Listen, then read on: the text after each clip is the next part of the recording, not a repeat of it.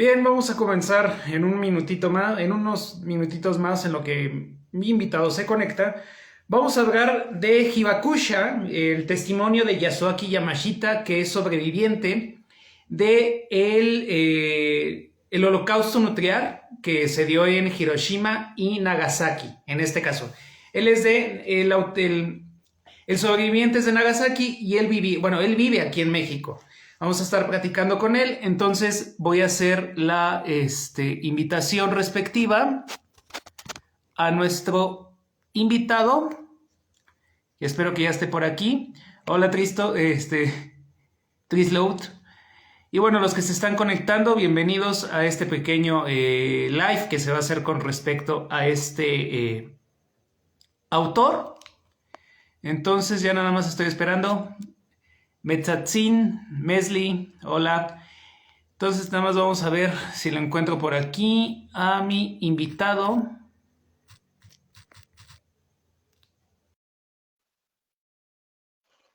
Ahí está. Ya regresé. A ver. Ya lo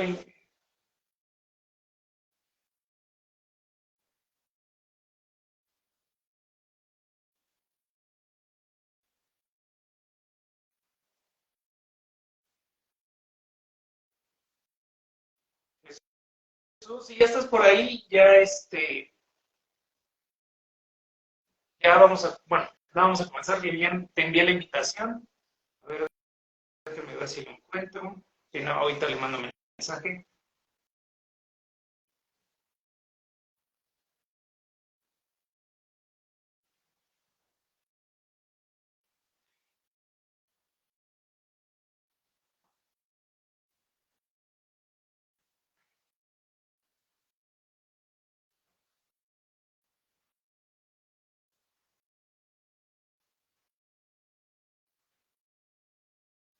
Ok, ya.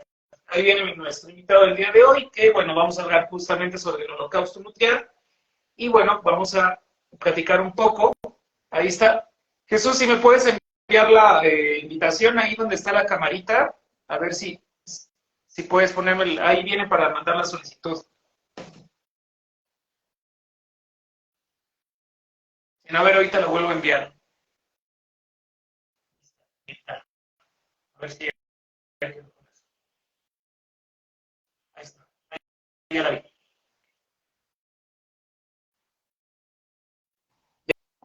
Ya quedó. Ya quedó.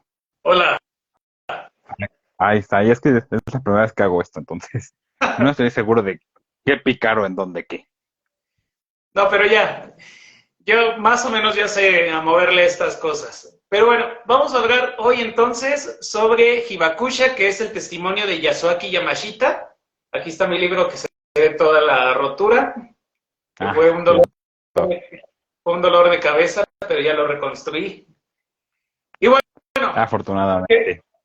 Jesús, tú eres, bueno, eres historiador y también tienes una especialidad o maestría en cuestiones de historia por parte de la UNAM.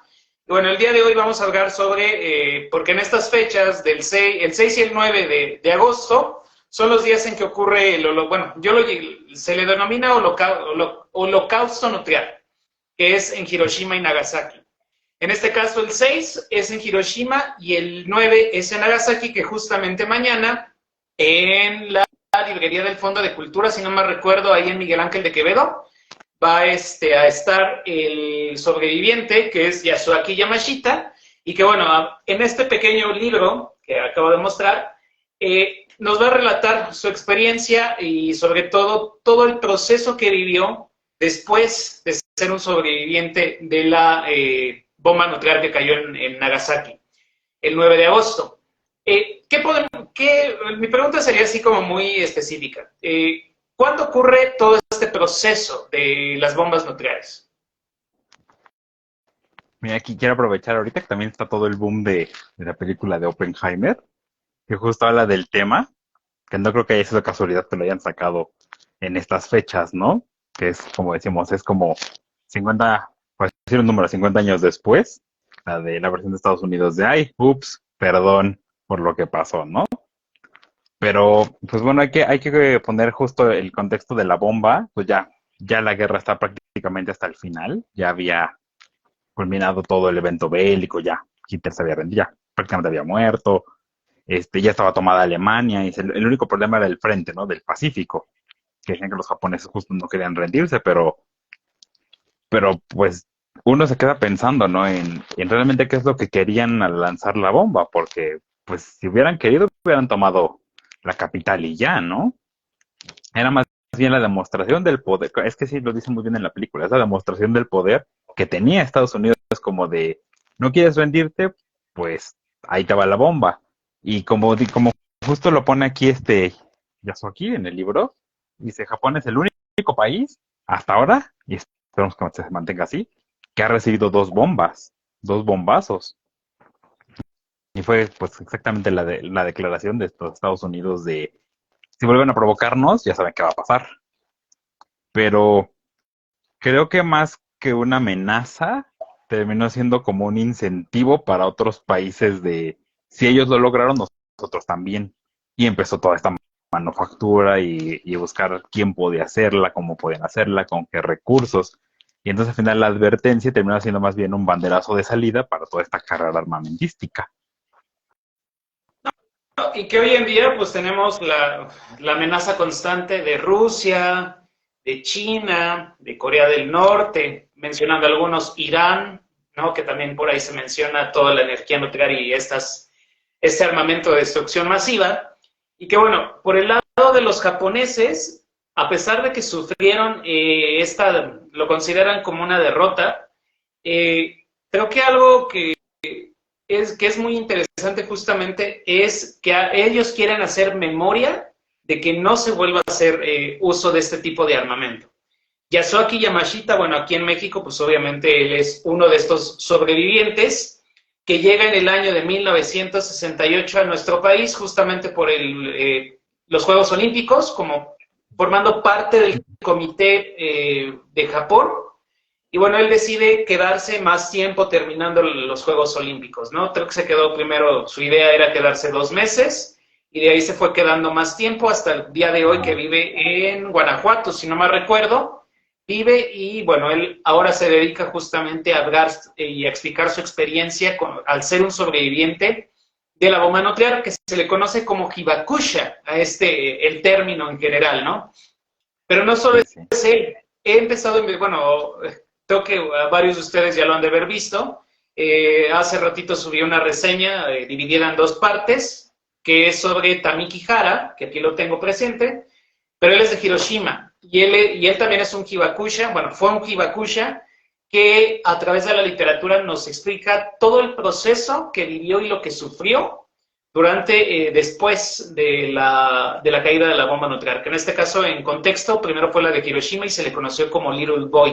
No recuerdo ahorita el nombre de la de Nagasaki, pero bueno, creo que la narración es muy puntual, tanto la de Hibakusha como la de Tamiki Hara, que al final de cuentas nos va a mostrar todo lo que sufrieron las personas que estuvieron en estos 2 eventos. Y como dices, bueno, vuelvo a recapitular, creo que al final de cuentas era ya demostrar el poder. Esto último fue la cereza en el pastel de los Estados Unidos, para demostrar el poder hegemónico que tenían y sobre todo la aplicación de uno de los términos que a mí me gusta mucho hacer referencia, que es aplicar el realismo político, que es donde a través de la amenaza, a través del uso de la fuerza, me voy a imponer. Y al final la fuerza militar lo logró, que fue a través de este suceso histórico de las bombas nucleares de Hiroshima y de Nagasaki, y que al final de cuentas Yasuaki Yamashita, bueno, lo va a relatar muy bien dentro de todo este proceso que llevó como sobreviviente y también como protagonista, si podemos decirlo así, de la caída de la bomba nuclear en Nagasaki, aunque él donde vivía estaba retirado del epicentro de donde cayó la bomba, ¿no? En este caso. Y bueno, pues a partir de aquí, pues vamos a empezar a platicar. Yasuaki Yamashita hoy en día creo que tiene casi 80 años de edad, si no me recuerdo. Sí, más o menos pone en el libro, así que tiene 80 y tantos, y que de hecho es como, dice que para él es como casi una tragedia que justo sus sobrevivientes estén pues ya falleciendo, y dice, por lo mismo de que pues ellos contienen la memoria, ¿no? Dice, y pues ellos, aunque intentan transmitir, al final de cuentas son pues lo que lo vivieron. Y cuando ellos ya no estén, ¿qué va a pasar? O sea, hacen su mayor esfuerzo, pero a la vez reconoce sus limitantes de con quién está hablando, cuántas personas, lo que se pueda hacer, ¿no? Y somos unos cuantos los que sobrevivimos, que ya llegamos a esta edad, pero pues eventualmente nos vamos a ir. ¿Y qué pasa después? ¿Qué pasa el mundo con el mundo después? Pues justo incentivar a los jóvenes para de, bueno, a ustedes ya no les tocó, esperemos que no les toque y que ustedes también hagan conciencia para que los que vienen tampoco les toque. O sea, para que todo Justo, esto pues se vaya replicando y no quede nada más ahí. sí, y justamente creo que todo esto que estamos viendo, bueno, yo lo considero como parte, el testimonio y un poco más Tami Kihara está metido en esto. Se le conoce este tipo de literatura como Genbaku, sí, Genbaku Bungaku, ¿no? Que es la literatura de la bomba atómica. Que son todos estos relatos que obviamente en su momento Estados Unidos prohibió porque no querían que se diera a conocer los efectos negativos de la bomba nuclear, que fue hasta el año de 1957, Yasuaki Yamashita lo menciona, cuando se dan ya los primeros informes de los efectos colaterales que tuvo la radiación en los dos epicentros de Hiroshima y Nagasaki. Aparte hay otra infinidad de autores que lamentablemente no han sido traducidos.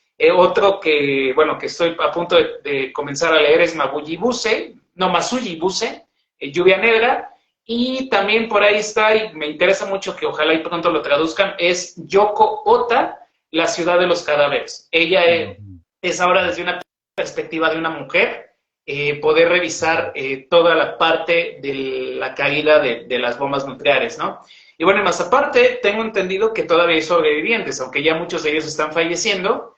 Hay otros que no se han atrevido a hablar con respecto a eso. Hace un ratito tuve una comunicación con una mexicana que vive en Japón justamente y me mencionó que su pariente más cercano, digamos, creo que su suegra, si no me recuerdo, la mamá de su esposo, es sobreviviente también de las bombas nucleares de Hiroshima y que no se ha atrevido como a hablar o no ha querido, la mexicana no ha querido preguntarle ni la japonesa ha querido como hablar sobre el tema. Supongo que por temor o por que los recuerdos les hagan daño, pero algo también interesante sobre esto es que, por ejemplo, tanto Yasuaki como otros sobrevivientes han tenido oportunidad de sanar en cierta forma, a través, bueno, Yasuaki haciendo estos conversatorios, el poder ir a diferentes lugares a practicar sus vivencias, y por ejemplo, otros sobrevivientes lo hicieron a través del dibujo, que es como una forma de sanación. Por ahí también puse una publicación con respecto también a ese tema de los dibujos, que son como te muestran el horror que vivieron en su momento y son dibujos totalmente destructores.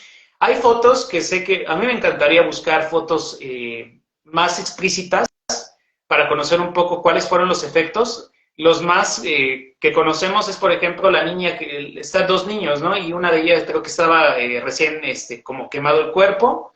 Hay otra de una señora invidente, ya una persona grande que tiene los ojos blancos. Y una de las fotos que publiqué es de dos niños, el hermano mayor y el menor. No sé si el hermano menor estaba fallecido, pero también es una de las fotos que tienen como en este sentido de los vestigios fotográficos que tenemos para poder entender un poco todo lo que pasó en cuestiones del hombre. Pero regresando a Yasuaki Yamashita, creo que nace por ahí del año de 1908, 5 o 8, no recuerdo muy bien. Más o menos por ahí, porque sí dice que estaba pues bastante niño cuando pasó todo lo de la bomba, ¿no? O sea, que dice que al final también como estaban en plena guerra, pues su hermano estaba allá, ¿no? Tuvo que ir al frente, y que estaba con sus hermanas, y que una, pues ya ves que es la que tenía una prótesis y que pues no podía correr mucho, ¿no? Y que prácticamente era el único niño en la casa, y ya empieza con todo su relato. Pero mira, por ejemplo, tocando algo que decías ahorita de cómo narrarlo como para curarlo, o sea, como lo dice, ¿no? Que al principio le daba miedo, como revivirlo, o sea, pero al final de cuentas, pues pasó por su proceso de sanación y a lo mejor es eso, ¿no? Como decías ahorita con la persona que hablaste, y dice que es su pariente, o bueno, ¿qué dijiste? Bueno, su pariente, vamos a ponerlo así, que era Parientes, ajá, que es sobreviviente. Y a lo mejor es eso del querer, el no querer revivir el trauma, pero también otra parte que también me llamó mucho la atención del libro es como ese estigma social que quedó de los sobrevivientes. Ahorita lo decimos y es, ay, que sobrevivió y como de, ay, o sea, pues lo decimos qué bueno, que no sé qué más, pero en su momento, que es lo que más les queda marcados, es cómo los estigmatizaron. No era un qué bueno que sobreviviste, era un tú nos vas a contaminar a los que no estamos contaminados, mejor vete. Entonces, aunque ahorita decimos sí, qué bueno que hablen, que vengan, en su momento fue un aléjense, o sea, sepárense de nosotros, ¿no? Y a lo mejor tiene que ver también con eso, porque pues si esta persona ya está grande, igual que ya estuvo aquí, pues no va a ser tan fácil decirle de no, ya no los vemos mal, vengan, no. Todavía va a tener el trauma de la bomba y el trauma de la segregación. Y además también como dice en su relato, ¿no? Dice, a las mujeres les fue peor porque, o sea, además los niños nacían mal y nadie quería casarse con ellos, entonces doble rechazo. Y si se iban a otras ciudades para iniciar una nueva vida, cuando descubrían que venían o de Hiroshima o de Nagasaki, les pedían el divorcio, así como, ¿sabes qué? Vete, así tal cual, ¿no? Entonces a lo mejor por eso ella no quiere hablar de lo que pasó. A lo mejor ni siquiera hablarlo, escribirlo, dibujarlo, lo que sea, porque es un doble trauma. Un trauma de la experiencia y el trauma social de que la segregaron. Sí, no, y también pienso que tiene que ver, ahorita mencionaste a mujeres que quedaron marcadas, ¿no? A lo mejor también fue esa parte, ¿no? En el relato de Tamiki Hara, ahora que lo estoy recordando, viene un pequeño fragmento de un relato que justamente habla de eso, que es una mujer que tenía una vida por delante, que no recuerdo si estaba en un hospital trabajando, que fue cuando recibe el golpe de la bomba, queda marcada y también queda marcada físicamente y queda marcada por la sociedad en el sentido que ahora mencionas, ¿no? De ser, de verla mal, de hacerla a un lado, completamente justamente por este estigma que tienen esta parte de la población de los sobrevivientes, en donde literal le dicen que ni se va a poder casar. Creo que vienen las voces de Hiroshima, que es el relato, el segundo relato de este libro, y ahí lo interesante es que muchas de estas personas, para no querer sufrir, tratan como de vivir, digamos, si no me recuerdo, tratan como de, pues en cierta forma de quitarse la vida o esperar la muerte, ¿no? Que al final de cuentas muchos de los sobrevivientes, hay que dejarlo claro, algunos sobrevivieron al contacto con la bomba, pero conforme fueron avanzando los años empezaron a morir por consecuencias de la radiación, ¿no? Sean efecto de enfermedades como el cáncer, que ahí se popularizó bastante, entre otras enfermedades, ¿no? Y que justamente Yasuaki Yamashita, bueno, él mismo lo platica, que él en un momento pensó que no iba a sufrir efectos de la radiación, sin en cambio sí sufrió uno, que ahorita lo vamos a comentar, pero antes de platicar sobre esa parte, él, ahora recuerdo, es a la edad de 6 años cuando él pasa esta situación de la caída de la bomba en Hiroshima, de Hiroshima-Nagasaki. Pero es que como tengo aquí el otro libro.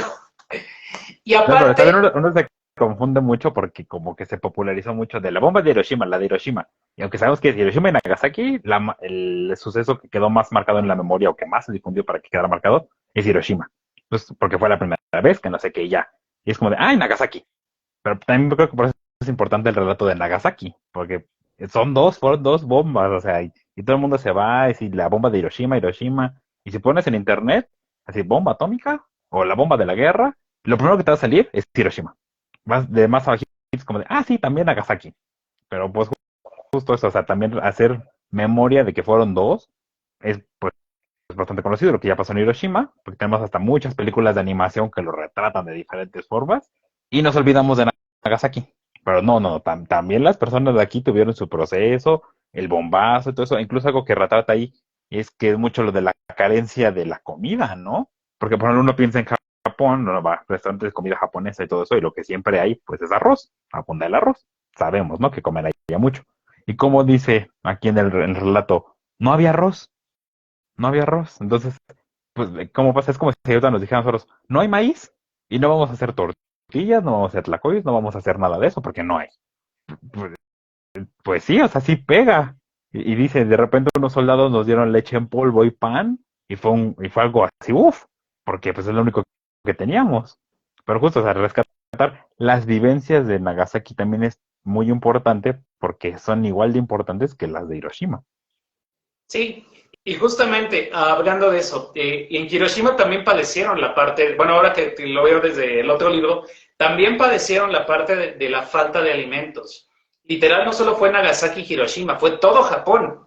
Eso es también muy interesante porque justamente todo esto afectó la economía japonesa y afectó literal en un sentido de que, bueno, Tamiki Hara lo relata de que él estuvo mendigando, o sea, literal, cuando él pierde su casa, pierde todo lo que él conocía, y el autor, y automáticamente él primero viaja sigue en Hiroshima, de Hiroshima se va a Tokio, pero él sigue mendigando, o sea, y a pesar de que algo interesante con él fue que este suceso lo hizo escribir sus mejores obras, a pesar de que tiene otras obras de literatura, ¿no? Está Flores de Verano, si no me recuerdo, que es por impedimenta, que creo que no lo han vuelto a editar, que tiene dos años que lo salió. Está Voces de Hiroshima Requiem, y hay otra serie de relatos cortos que, bueno, el autor es como de lo mejor que hay en cuestiones de la literatura de la bomba atómica. Pero justamente en Nagasaki, de igual forma, no hay como, bueno, aparte de este testimonio, yo no he visto o no he escuchado de otro autor fuerte. Por ejemplo, Yoko Ota es igual de Hiroshima. Y creo que hay otros, ¿no? Masui Bushi es Hiroshima también, Lluvia Negra. Entonces creo que tenemos toda la parte de la literatura muy, sí, muy pegada a Hiroshima, y Nagasaki lo están dejando mucho de lado. Es más, Hiroshima a nivel histórico, todo lo que lograron explotar, todo lo de la bomba nuclear, ¿no? El museo de la bomba nuclear, que se menciona aquí en Requiem, este símbolo, el símbolo de la paz de Hiroshima, no sé, no recuerdo, bueno, la estructura, es También hay un memorial, impresionante. si no mal recuerdo, ¿no? Ese es el memorial. Entonces, Sí, ¿no? Sí. está todo eso, y en Nagasaki, bueno, sigue estando como un poco perdido, a pesar de que también es importante destacarlo, ¿no? Y creo que Yasuaki Yamashita destaca mucho en esta parte como ese enlace entre su pasado y el presente que vive aquí en México, ¿no? Que es muy curioso cómo aprende español, que ahorita también lo vamos a practicar, pero retomando esta parte del testimonio, él, digamos que él empieza, él ya veía de niño, ¿no? Que no fue a la escuela, creo que se fue con sus amigos y se iba a ir con sus amigos a jugar, como cualquier niño que hace, pero empezaron a ver y a correr el rumor, si no me recuerdo, de que había un objeto volando y que estaba como inspeccionando la zona. Entonces, y tanto él como su mamá, bueno, por orden de su mamá, se metieron a la casa, y fue ahí cuando automáticamente cae la bomba nuclear. Bueno, me gusta cómo lo narra, en el sentido de que la madre lo protege a él, se ve todo en oscuridad, aparentemente no sufre ningún daño, pero la que sufre es su hermana, ¿no? Creo que se le incrustaron varios Sí, vidrios que en la esta es. cabeza, y de igual Ajá. forma la mamá estuvo lastimada. Sí, sí, exacto. Justo estas primeros, parece que digamos que primeras líneas, o primeras palabras, eh, pues, cómo retratan, ¿no? Así dice, pues son niños, se van a jugar, ahora sí que se van a jugar al monte, tal cual. Nos dice que iban y que no sé qué más. Pero que justo ese día, o sea, si este día no fui, por X motivo, no fui. Y justo también en ese punto recalcar cómo, eh, bueno, ya había sido bombardeado con bomba tradicional, por así decirlo, Japón. Entonces menciona que ya había en las casas estos, pues ahora los llamamos búnkers, ¿no? De estos lugares seguros para las bombas. Pero que, y aunque en esos días estaba rumorando que había un avión o algo así que estaba sobrevolando Nagasaki, pues como que la gente lo tomó como de, pues ahí está, no ha hecho nada, ahí está. Por eso, cuando dice que suelta la bomba, el avión, y tiene toda la explosión y eso, que de hecho la imagen que viene es como bastante reveladora, el dibujo que viene, este, ese pues sí, o sea, apenas alcanzaron como a meterse pues entre esa entrada, lo que sea, su mamá tuvo que cubrirlo, ¿no? O sea, taparlo con el cuerpo. Y pues sí, el relato de la hermana de cómo pues le cayeron vidrios en la cabeza, empezó a sangrar, y pues dice que la mamá la curó a su hermana, ¿no? Y al final de cuentas uno, pues ya, a estas alturas, conociendo lo de la radiación, se queda pensando, pues al final, con lo que la haya curado, ya está radiado, por cómo va la onda expansiva, ¿no? Entonces, porque dice que todavía se levantaron, empezó a ver qué pasó y que la hermana hizo, o sea, y en todo eso la onda sigue avanzando. Entonces ya lo que con lo que le haya curado un trapo, agua, lo que sea, ya empezaba a tener indicios de la radiación. Y justo como describen, ¿no? Así, el paisaje, incluso, bueno, como decías al inicio, que no estaban en el centro de Nagasaki, estaban a las afueras. Y cómo describe así la onda, todo lo que sintieron, la destrucción, ¿no? De la zona.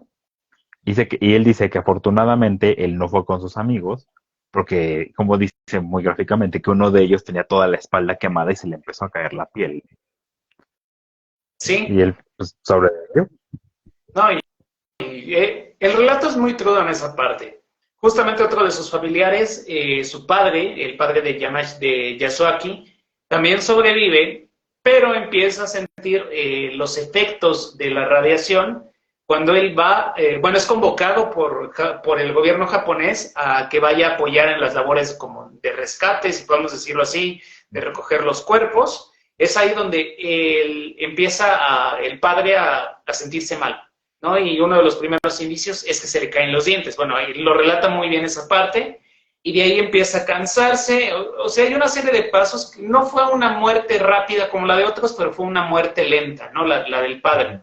Y aparte de eso, bueno, vemos que la mamá pues se tiene que hacer cargo de, como de las cosas, y Yasuaki, pues al final de cuentas, también tiene que, buscan ahora sí, después de todo este efecto que tuvieron, este efecto dominó, buscan sobrevivir, porque justamente, además, el buscar comida en otros espacios, las raciones, obviamente, pues supongo eran muy controladas, y más aparte, creo que fue una situación muy complicada, ¿no? Después de esos dos ataques, a los pocos días es cuando Japón firma ya la rendición con Estados Unidos, y ya completamente, digamos, en ese tiempo Japón queda bajo el control norteamericano. No recuerdo si fue hasta el 57, si no mal recuerdo, o fue el 60 y Sí, tantos, no recuerdo bien. fue un buen tramo.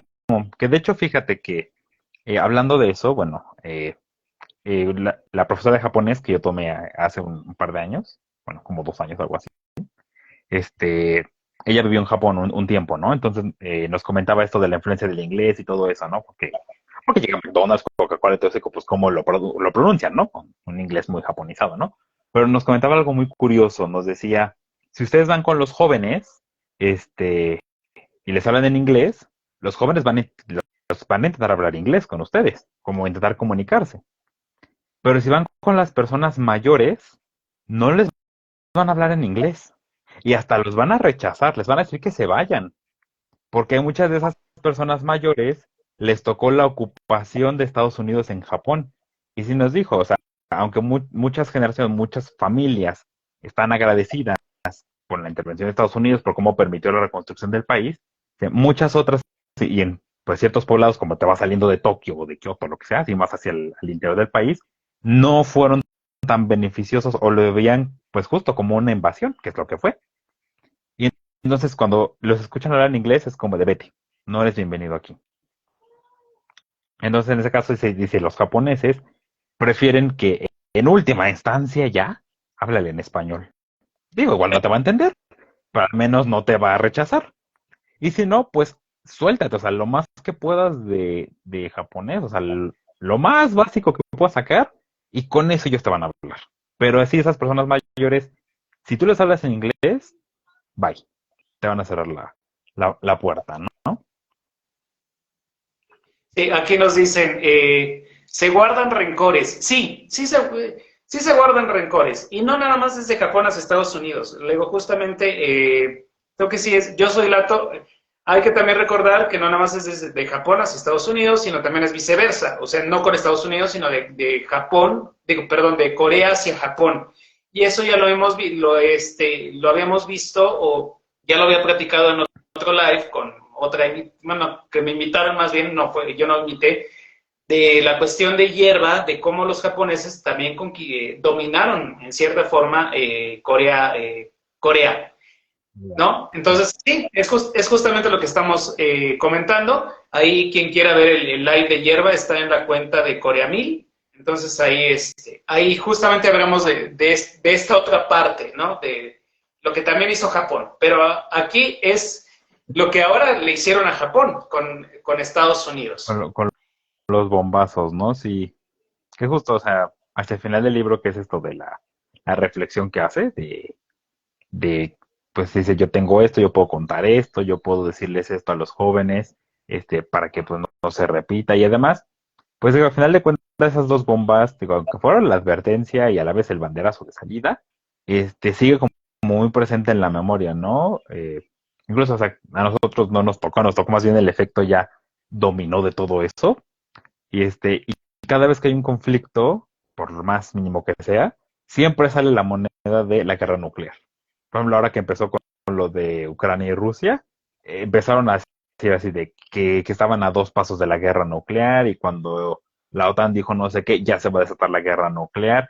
Y entonces el imaginario popular lo primero que piensa es Hiroshima y Nagasaki. O sea, y ¡pum! No todos vamos para allá, ¿no? Y también, como menciona, de las películas de animación, bastante explícitas en eso, pues han ayudado a ese colectivo imaginario a decir qué pasaría con este mundo si se desatara la bomba, ¿no? O igual, como dicen al final de la película de Oppenheimer, la famosa bomba de hidrógeno, ¿no? Que es más poderosa. Y entonces, aunque la idea es, ya no tenemos que tener esas armas, ya no, pues siguen ahí y es un miedo latente, ¿no? Por eso siempre motivar a que no se usen, a que si se puede, se desarmen. O sea, ahora sí que vamos a decirlo, vamos a la usanza antigua, ¿no? Soldaditos, soldaditos, su lanza, su espada, y entre ellos, ¿no? Porque pues no pasaba de eso, del ejército. Pero ya con las bombas, de hecho nos lo decía un profesor en la facultad, dice, la innovación de la guerra en este siglo XX no fueron tanto las armas, sino contra quién las usas. Porque las otras guerras era el ejército contra el ejército, y lo vemos también en la Primera Guerra Mundial, el frente y todo eso. Pero pasamos a la segunda, ¿y qué pasa? Se empieza a bombardear a los civiles, como Hiroshima, Nagasaki con las bombas atómicas, por ejemplo también el bombardeo en Londres, en las ciudades también alemanas como en Dresde, pues son civiles, ¿no? Sí. O sea, ellos no tienen vela en ese entierro y se le está bombardeando. Esa es la innovación de la guerra del siglo XX, dejar de atacar al ejército e irte por los civiles. Y aquí pues tenemos lo que fue la bomba más adelantada para la época y el testimonio de, ok, sí mató muchas personas al momento, pero sus consecuencias no fueron nada más de ahí, de ese día, sino se sintieron por muchísimas décadas y todavía se siguen sintiendo las consecuencias de esto, ¿no? A posteriori. Sí, justamente dos datos interesantes. Uno, no hay un dato concreto de cuántos muertos hubo por las bombas. El dato que maneja el libro este libro maneja 70,000, ¿no? Que murieron entre las dos bombas. Otros manejan un dato más grande que es 300,000. Eso es también bastante crudo el dato, ¿no? Que sí fue una situación fuerte. La reflexión que hacen, sobre todo Tamiki Hara, es, por ejemplo, de que este tipo de, simple y sencillamente el mismo hombre es amenaza para el hombre, literal. Él lo maneja de esa forma y yo desde relaciones internacionales también lo vi como una parte, no solo del dominio del poder, como lo había mencionado con el realismo, sino también ya como una guerra de tipo económico, porque esto ya se venía gestando un poco antes, y que lo vamos a ver con la Guerra Fría, ¿no? En su momento, a posteriori, como consecuencia también. Pero ya es también como mostrar el poder económico que en su momento tiene Estados Unidos, ¿no? Entonces creo que justamente esto nos muestra que, como dicen, que a pesar de que, lo voy a decir vulgarmente, quieras patear la jaula del loro, el mismo loro o este mismo pájaro también te va a atacar, ¿no? Justamente por eso pues, Estados Unidos tienen su símbolo patriótico, el águila, si no me recuerdo, en la bandera o algo así.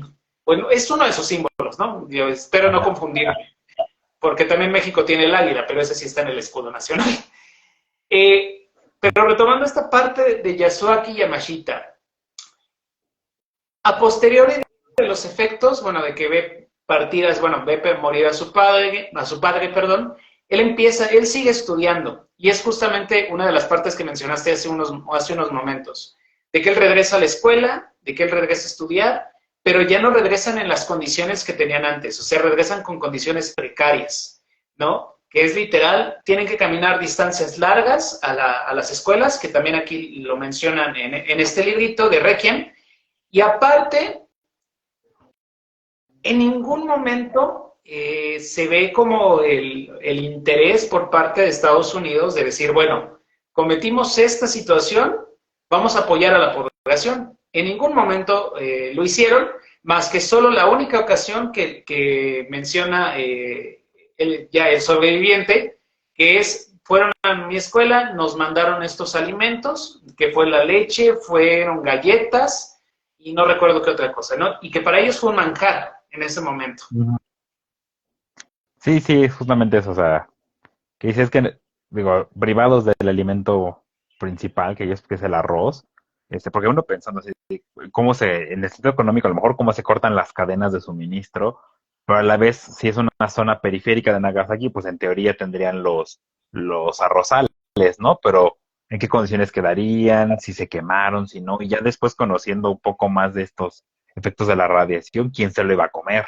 Entonces, pues sí son condiciones muy precarias, ¿no? Lo que les tocó, incluso lo de la escuela, ¿no? Como dices, porque pues sí, ¿verdad? Edificios destruidos, ahora sí que donde se pudiera y con lo que se pudiera, ¿no? O sea, realmente podemos cuestionar qué tipo de aprendizaje tenía, ¿no? Además, pensemos en la individualidad de cada niño, pensando, por ejemplo, Yamashita, pues sabiendo que su papá estaba allá en tal lugar, pero que empezaba a tener tales síntomas, eh, su hermano murió, sabiendo que su hermana está así, y cada niño, ¿no? No dudemos que haya por ahí que algunos se han perdido totalmente todo, ¿no? Que haya se quedado, no sé, con un abuelito, una abuelita.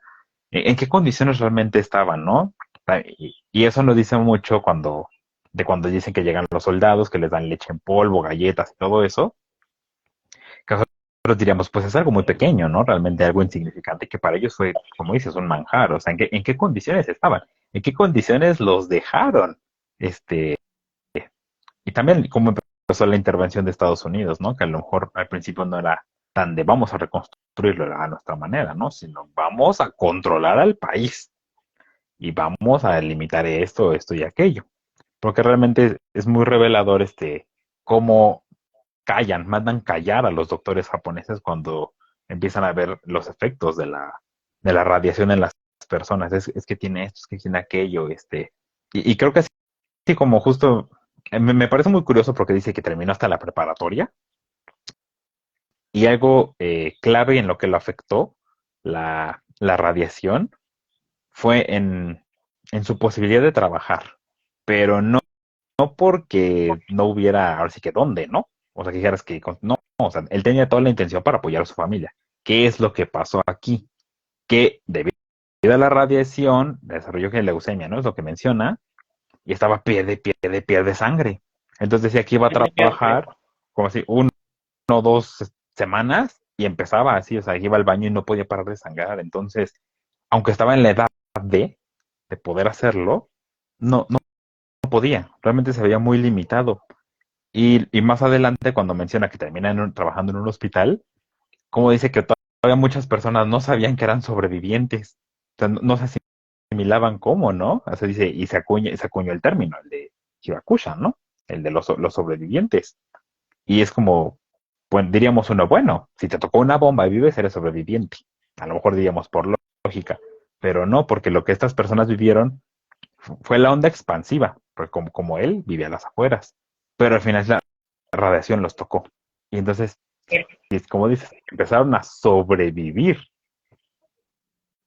Sí, no, y aparte, el término hibakusha, bueno, aparte de que lo aplicaron para sobrevivientes, también fue este término en un momento fue como estigma, ¿no? En el sentido de que, lo usaron como una etiqueta para señalarlos, que es ahí donde también estaba la situación, y que justamente Yamashita en esta edad, terminando la preparatoria y que comienza a trabajar, pues ya es consciente de que lo empiezan a señalar.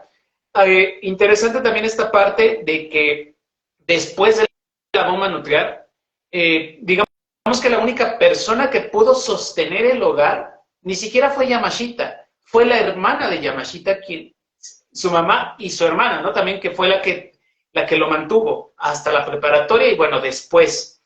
Y aparte, creo que algo que yo destaco de este relato tiene que ver también con la situación de que todas las familias, de que muchas de las familias, pues bueno, sí, son sobrevivientes, pero también estuvieron en una situación de pobreza, ¿no? Y que al final de cuentas fue provocada por los Estados Unidos más que por Japón mismo, ¿no?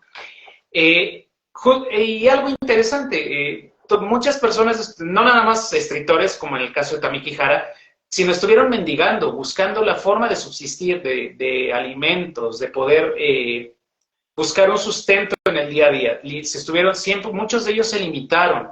Ahora, no sabemos, no se especifica cuáles fueron bueno, en el caso de los dos libros, no se especifica bien qué pasa con la radiación con respecto a otros seres vivos, en este caso, ¿no? Por ejemplo, tenemos el caso, por ejemplo, de Chernobyl, a lo mejor, que sabemos que hay mutaciones, que hay cierto tipo de situaciones que ya son conocidas. Fukushima, también en el año 2011, vivió no un suceso nuclear de bomba, pero sí de la planta nuclear, en donde también se sabe perfectamente que ahí no pueden cultivar, que hay riesgos y que mucha gente de esa parte de la población de Fukushima, que es otra prefectura, pues ya no viven en esa zona, sino tuvieron que desplazarlos. Y creo que eso también pasó con la gente que vivió en Nagasaki y en Hiroshima. Se estuvieron desplazando en diferentes prefecturas justamente para buscar mejores condiciones de vida o en todo caso sobrevivir.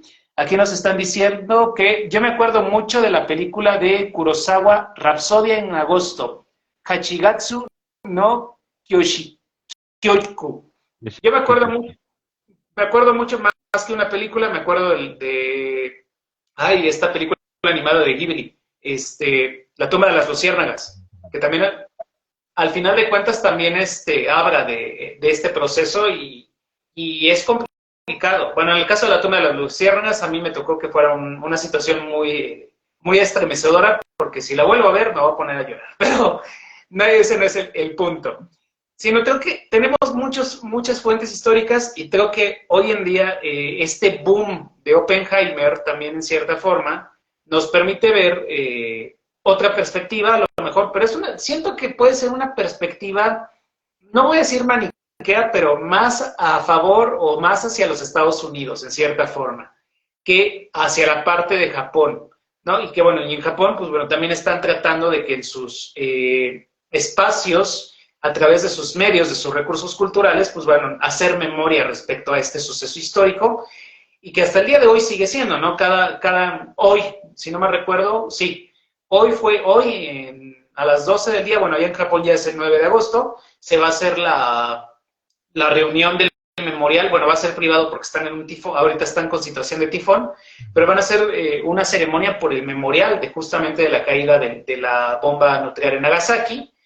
Y también es muy interesante destacar esta parte de que se sigue haciendo memoria histórica y memoria a través de todos los medios culturales.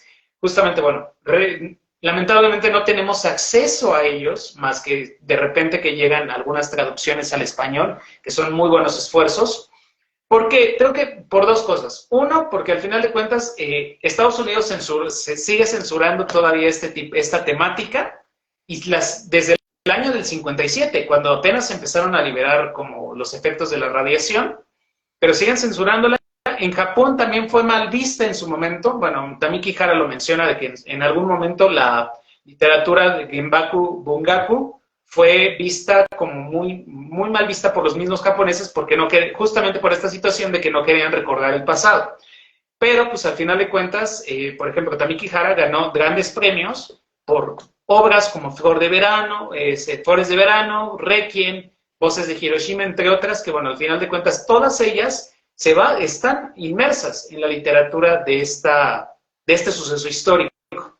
Y bueno, Yasuaki Yamashita, algo también interesante, lo mencionaste, era la parte de que se trabajó en un hospital, y ahí también se dio cuenta de las consecuencias de la misma radiación, de los efectos que tuvo en cada uno de los pacientes, que en este caso hubo uno en específico con el que se identificó que era un joven similar, más o menos de su edad, Ujú. que dijo, yo voy a terminar igual que él, voy a morir. O sea, él ya literal ya pensaba que iba a morir.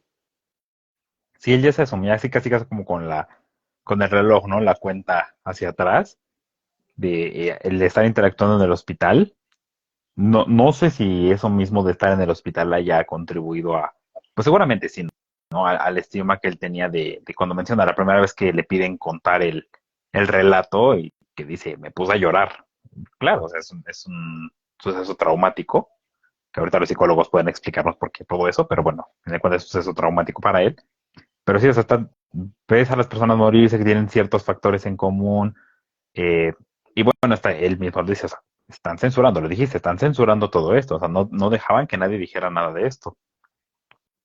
Porque eso, mira, voy a jalarlo un poco hacia acá, hacia lo que es el discurso, porque lo que mencionas de Oppenheimer y todo eso, es muy interesante, por ejemplo, cómo ahora les interesó sacar esta película. Digo, al final de cuentas, el director, el guionista, la casa productora, todos tienen una idea de lo que se va a proyectar.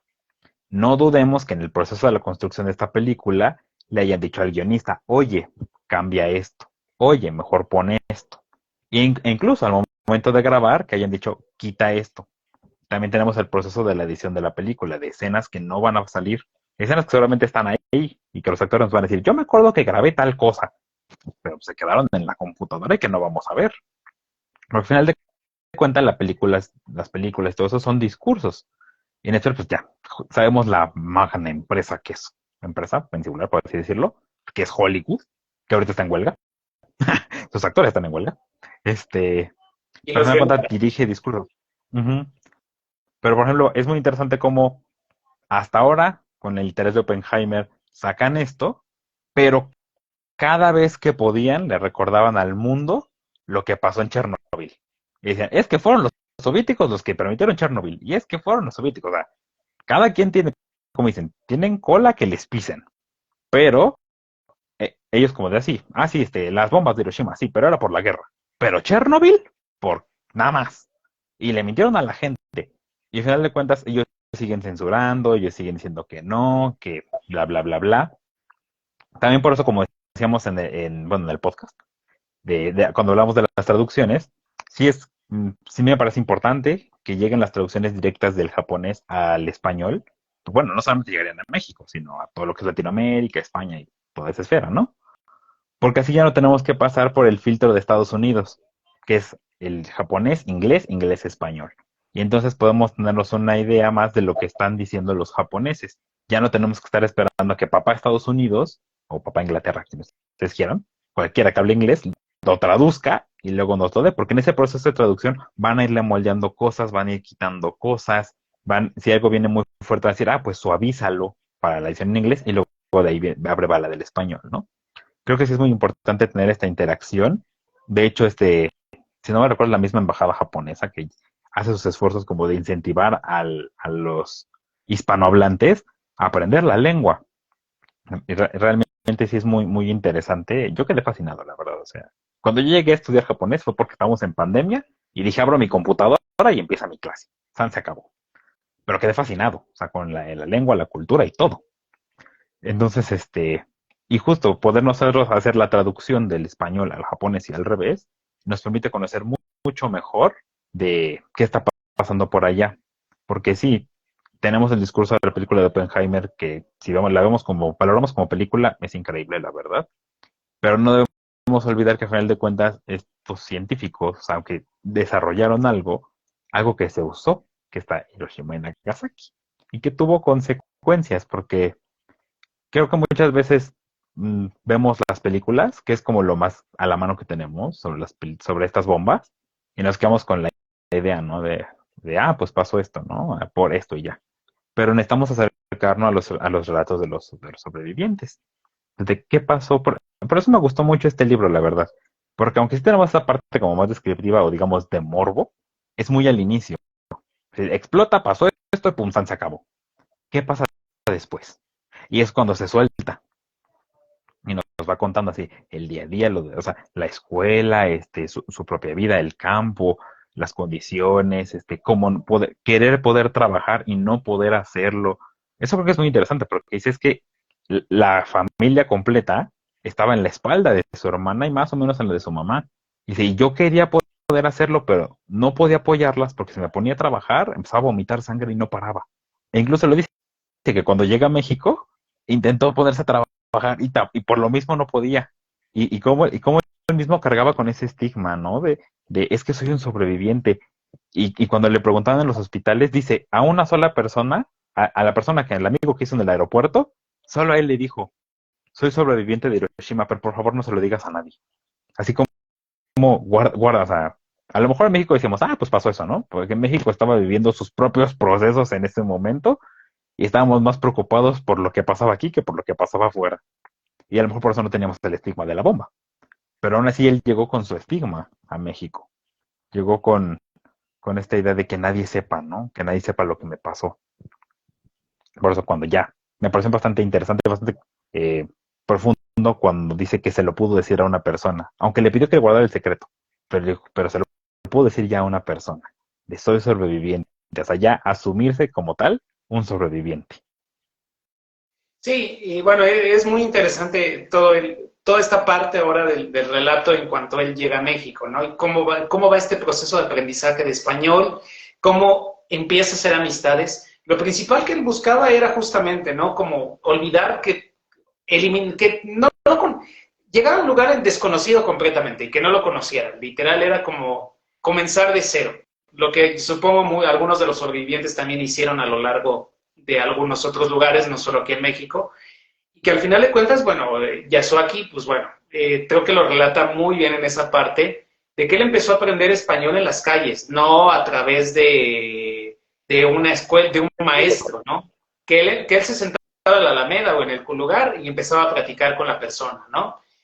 También de cómo todo este proceso lo lleva obviamente a olvidarse de eso. Justamente la oportunidad para él, que era literal, dice, yo apliqué como si fuera un examen al comité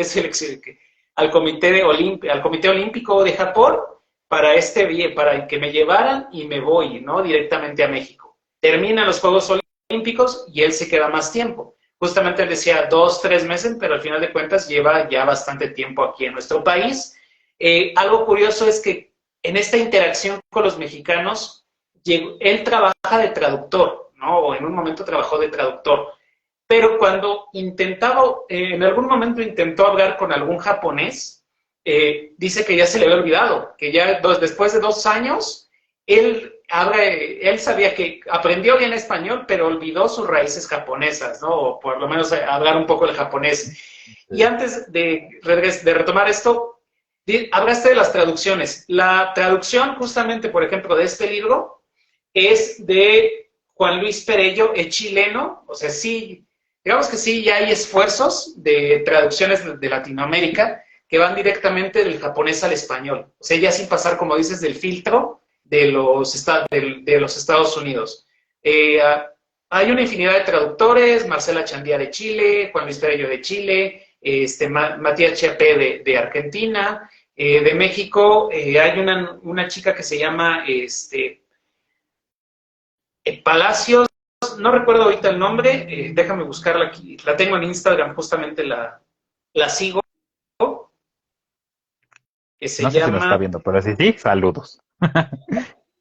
es Mar Palacios. Ella es una, como de estas nuevas traductoras, es una joven mexicana que dentro de poco ya, supongo, va a sacar su primer libro, traducido del japonés al español. Entonces va a ser como muy interesante todo esto. Y más aparte del Colegio de México, creo que hay un esfuerzo interesante por ahí con respecto a alumnos que estudiaron en el Centro de Estudios de Asia y África y que se quieren dedicar más a la cuestión de la traducción.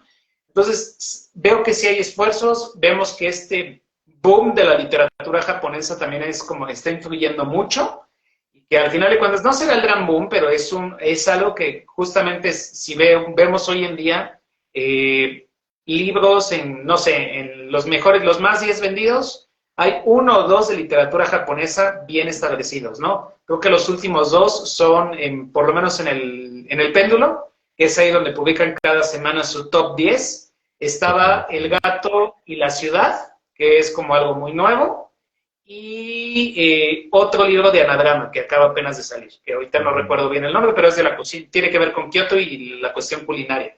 Creo que es Y el uno que va restaurante, algo así ahí, como... está que va y viene, que está ahí muy seguido, es el del gato que amaba los libros. Porque también aprovechando el boom este de que todos amamos a los gatos, hay muchos libros sobre gatos, entonces va y viene, ¿no? Y de repente está en el péndulo ese, duró mucho tiempo el de Yo el gato o Soy un gato, depende de la editorial que quisieras. Es que duró, un buen, ¿no? Y encontrarlo, no es fácil encontrarlo barato en general ese libro, ¿no? Aunque ya no está en el top 10, pero digo, también ahí tiene que ver un poquito, según yo, con esto, cómo se ha vendido ¿cómo se llama? Es el Cool Japan, ¿no? Cómo se ha vendido Japón ante el mundo, pero les ha funcionado, efectivamente, ahí lo vemos, o sea, en estos esfuerzos que hacen otros países, bueno, en este caso vamos a hablar de Latinoamérica por estas editoriales, que han hecho sus esfuerzos por invertir en los traductores que nos traigan las obras directas, ¿no? Y ya encontramos que dice traducción directa del japonés de fulanito de tal, ¿no? O en el caso de Pedimenta, ¿no? Que son una persona de Latinoamérica y un japonés o una japonesa, ¿no? Entonces, están trabajando en conjunto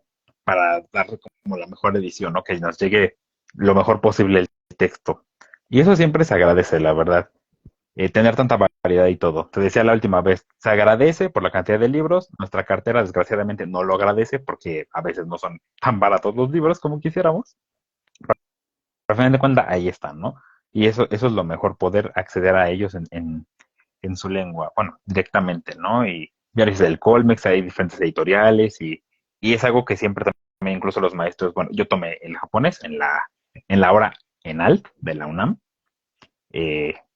la mitad de los niveles con la maestra que te comentaba, que fue a Japón, y la otra mitad es con una profesora nativa, con la profesora Yumiko, y sí nos comentaban siempre como este esfuerzo de hacerlo traductor directo, ¿no? De japonés, español, así de vamos, vamos, ahí se puede, chicos, ¿no?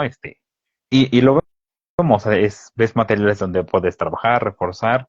Creo que en el caso de Impedimenta es bastante bueno lo que está haciendo porque tiene bastantes obras. Entonces, podemos acercarnos más a esta literatura japonesa, ¿no? Yo encantado, yo fascinado, porque luego incluso andas por ahí ya en Instagram, ya es que el algoritmo te manda cosas y de repente encuentras otro libro y es como, ay, bueno, a ver, otro en la lista para leer. Pero bueno, y retomando lo del aprendizaje de la lengua, sí es, pues ya él mismo dice, que fue su amigo el que le dijo, no, no te vas a una escuela, te me vas a una banca a la Alameda, y ahí. Y es cierto, o sea, a final de cuentas, yo he estado así leyendo comentarios, cosas así, de personas que están en Japón o cosas así, y, por ejemplo, vienen a México y dicen, es que el español que nos enseñan es el de España. Entonces llegamos hablando así de vos, que nos van así como hablan los españoles, y aquí nos quedamos así de, ¿qué? O sea, ¿qué me estás diciendo? Entre el acento que traen y lo que quieren decir y que a veces nos ponemos medio mamoncillos con las palabras españolas, si es de qué, entonces por eso es como todo el show de cómo se aprende la lengua y a la inversa. Este, eh, Ahora en el semestre pasado un compañero tuvo la fortuna de ir a Japón, y estuvo ya casi un mes, no sé cómo lo hizo con sus vacaciones del trabajo, pero estuvo ya casi un mes. Este, y sí decía, o sea, en general sí se pudo comunicar y todo eso, pero dice que algo que ya nos habían advertido. Muchos japoneses le dijeron, hablas bien, pero tu japonés es del libro. O sea, de que se nota que lo aprendiste en un libro de texto, no no en lo cotidiano. Y sí, o sea, a final de cuentas, él aprendió algunas cosas con las que le pudieron hablar de otra forma, pero al final de cuentas, lo que nos dicen los maestros es cierto, o sea, van a salir de esta escuela con un japonés muy formal, por así decirlo, ¿no? Y a lo mejor cuando se encuentran a un japonés, van a sentir como si alguien llegara con nosotros y nos hablara de usted, ¿no? ¿Usted gusta esto? Y dices, bueno, si hay diferencia de edad, un mexicano lo entiende, pero si alguien de mi edad o menos, más menos de mi edad, me habla de usted, te quedas como de, o sea, como que no está mal, pero algo no me cuadra. Algo así pasó con los japoneses, ella es como de, ok, está bien, pero algo no me cuadra. A fin de cuentas, creo que sí la mejor experiencia la relata él, creo que lo podemos reforzar todos, es siempre salirte del libro, e ir a experimentar con la lengua, ¿no? Con los diferentes idiomas que estés aprendiendo. afortunadamente la comunidad japonesa en México está creciendo. Entonces, y si no, bueno, para los que nos estén viendo lo que sea, siempre los recomiendan, vayan allá al Centro de Enseñanza para Extranjeros, al CEPE de la UNAM, donde llegan ahí todos los alumnos extranjeros, y ahí están los japoneses. Pónganse a hablar con ellos. Ya, van a ver cómo les va con el idioma, si sí lo han logrado o no. Pero bueno, ya están ahí, están cerquita. Entonces es una gran oportunidad. No, y ahora también las redes sociales, ¿no? Que esto también nos ha permitido tener contacto con Instagram, con Facebook, de conocer personas a lo largo del mundo con diferentes intereses, con similares intereses. Y bueno, el idioma, pues bueno, también nos permite conocer. Hay estas plataformas que a veces yo no considero, pero que también son como una herramienta de que para poder intercambiar, ¿no? El idioma. Y que justamente creo que Yamashita lo lleva a la práctica muy bien dentro bueno, como nos lo narra, y en ese tiempo pues no había las redes sociales, no había como esta apertura. Bueno, apertura a extranjeros sí, pero no es como ahora, ¿no? Que es un mundo globalizado y que al final de cuentas nos permite que en cualquier momento podamos tener contacto con cualquier persona del mundo. Mencionaste Impedimenta, sí tiene muy buenas traducciones. Tana Oshima, que es creo que para mi gusto es la top de las traducciones en esa editorial. Ha hecho 3, ha hecho Territorios de Luz, ha hecho, es la autora de creo que es El Agujero, si no mal recuerdo, y ha hecho Tokio Estación de Vuelo, ¿no? O Tokio Estación de Vuelo. Sí, ha hecho esos 3, viene un cuarto libro a finales de este año, que es la continuación en Territorios de Luz, entonces ahí Impedimenta ya está como haciendo la publicidad del libro, creo que es El Hijo Pródigo, y Tana Oshima... Y ahorita también el de mis días en la librería, Morisaki. ¿ese? Es que siempre cambio la palabra al final. Siempre digo otra cosa en vez de Morisaki. Pero que vimos, bueno, algunos momentos comentamos que ya está la continuación en otra lengua, ¿no? En A fin de italiano. cuentas que a ver si este editorial, que es ¿cómo se llama? ¿Plata? ¿Algo de plata? No me acuerdo. Pero que a ver si ya la ponen al español, ¿no? O sea, también ya hay otras que están como queriendo incursionar en ese campo. Y yo me imagino que si están justo queriendo incursionar es porque ya le están viendo el potencial. O sea, ya no es como que digas, ay, edité un libro, pero se vendieron 200 copias. No, o sea, son tirajes grandes que se están vendiendo bastante bien, ¿no? O sea, eso muestra el interés de los hispanohablantes por querer consumir ese tipo de literatura. Ahora habría que verlo, bueno, eso es con respecto a editoriales españolas, como un poquito más grandes, pero por ejemplo, editoriales independientes como Noctámbula, también ya están teniendo un catálogo muy interesante. Bueno, Noctámbula es de Chile, también el Caracol es de Argentina, entonces se ve que es muy interesante lo que están haciendo. Lamentablemente no llegan hasta acá sus libros, sino hay que usar este portal famoso de libros para poder conseguir todo ese material, y que bueno, Nada es que muy caro. internet no te pueda ayudar. Es muy caro, pero cuando llega el libro, de verdad, lo disfrutas mucho. Yo justamente de ese portal compré bueno, tengo ya todo lo que ha editado Noctámbula, entonces ya soy cliente frecuente de ellos y ya platiqué con ellos. Entonces también fue muy interesante platicar justamente los intereses que hicieron, pero creo que los esfuerzos cada vez son más grandes y se está viendo. Ya nada más falta, creo que a lo mejor alguna editorial independiente mexicana que tenga como ese corte literal de que se dedican a literatura internacional, podría también dar como un buen boom, porque hasta en Colombia, en otras partes del mundo se está dando.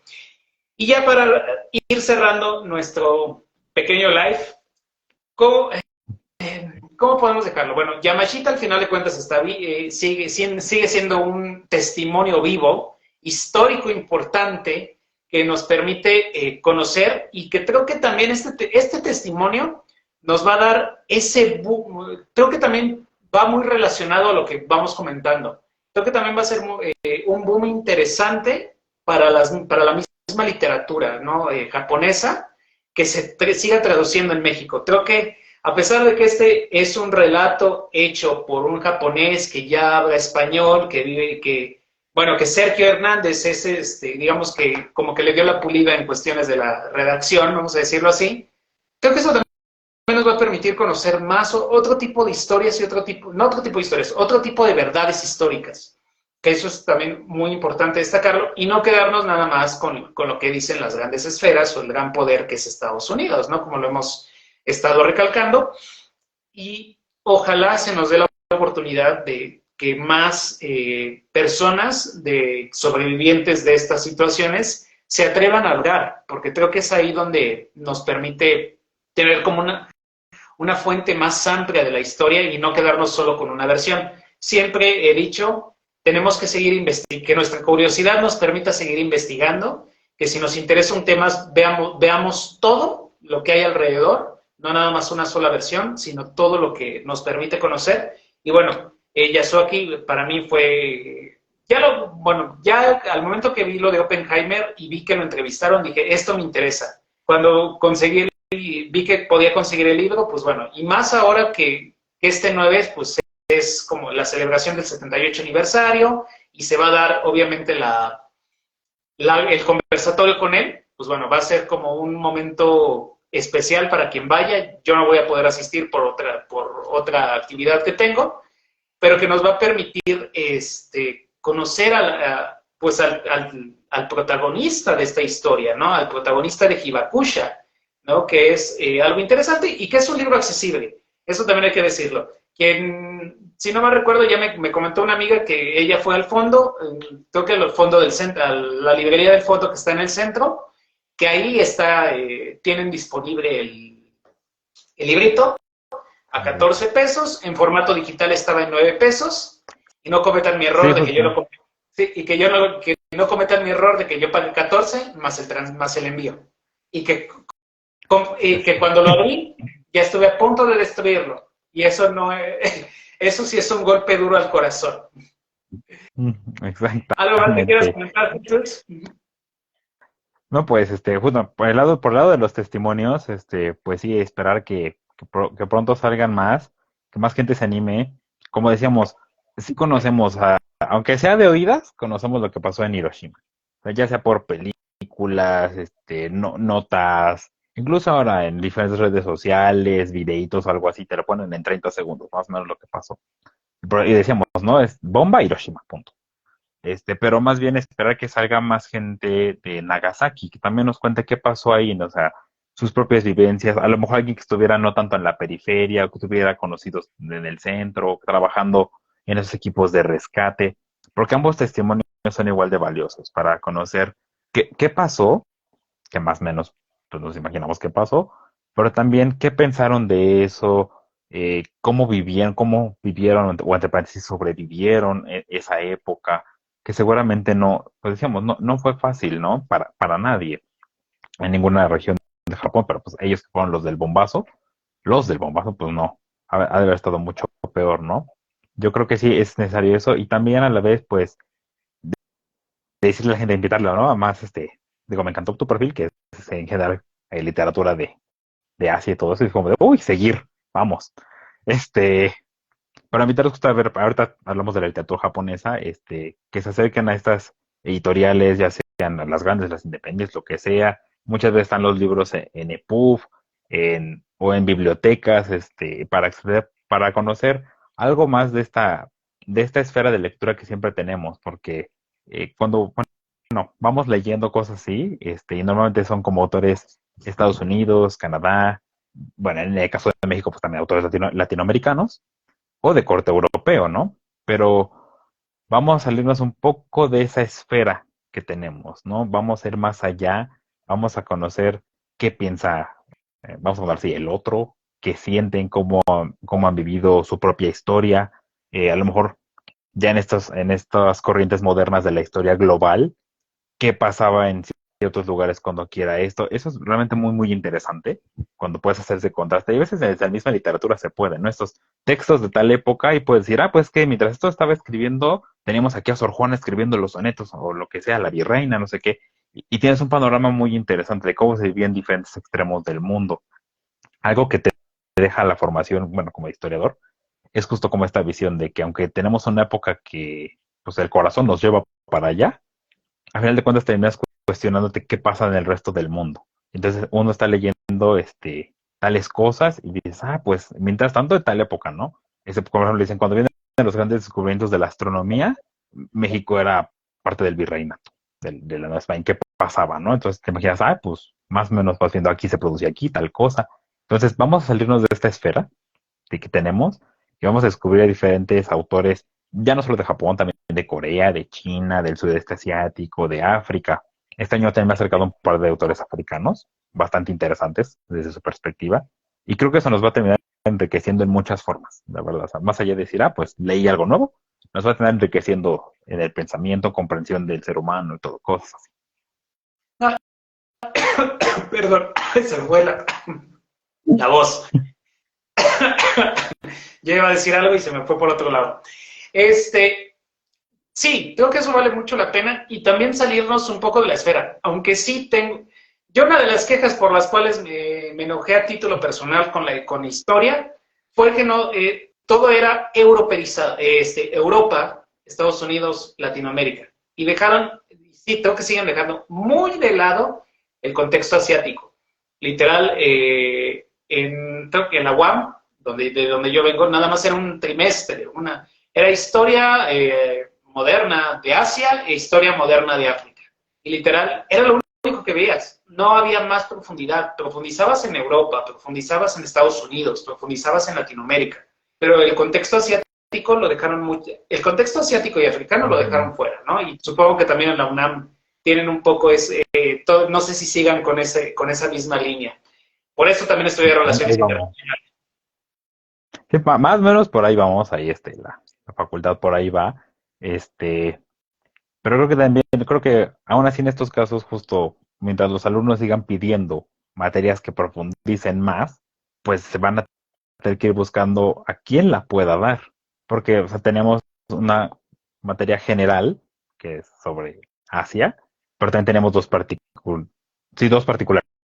que era historia de Japón, que es decir, completamente historia de Japón, y otra que era historia de China moderna. Entonces, pues más o menos tenías una para tener el panorama general, ya que quieras Japón o China moderna, y ya. Pero bueno, más o menos, pues uno por ahí va viendo qué puede hacer, ¿no? Lo que sí sigue sin haber, desgraciadamente, es la historia de África, que casi casi es, cuando hay África es porque hay historia de Egipto, y se acabó, y ya. Entonces también, pues a veces a lo mejor la escuela no nos puede dar eso de romper la esfera que decíamos. Digo, los que sean alumnos que sigan pidiendo para que se logre, para que no de cuenta les pongan a alguien que diga, bueno, a lo mejor todo un semestre del sureste asiático. Y a lo mejor un semestre va a ser muy poquito, pero ya lograron que hubiera una materia sobre el sureste asiático. Por ejemplo, de Oceanía, no sabemos si no es porque estudias historia de Inglaterra, de cuando la van a conquistar y ya, pero antes, después, quién sabe. Justo, o sea, estar pidiendo. Y bueno, por el lado de la literatura, pues acercarse a los autores que vienen de esas zonas, ¿no? Como decíamos, ya hay muchos textos que nos hablan de la historia de Japón, de la historia de China, que gracias a esfuerzos como de la escuela, como del Colegio de México, de otras entidades, se han podido traducir de sus lenguas originales para la nuestra, ¿no? Y como decíamos, el bolsillo duele a veces, pero también ya gracias, es algo de las cosas buenas que dejó la pandemia, un chingo de PUFs, PDFs y lo que tú quieras. Entonces muchas veces con unos cuantos clics puedes tener la edición de la entidad, no sé qué más, del país que tú quieras, y ahí en la facilidad de tu computadora. Y ya puedes comprarte una de estas, o en la laptop, y lo puedes consultar. Entonces, pues tenemos un mundo de posibilidades, nada más hay que, pues, digamos, rascarle bien a internet, acercarnos a diferentes autores y tener ese impulso de hacerlo. Es más bien las ganas de querer hacerlo, es lo más importante. Que es a lo que, bueno, es a lo que los invitamos también, a que tengan ese impulso por seguir leyendo.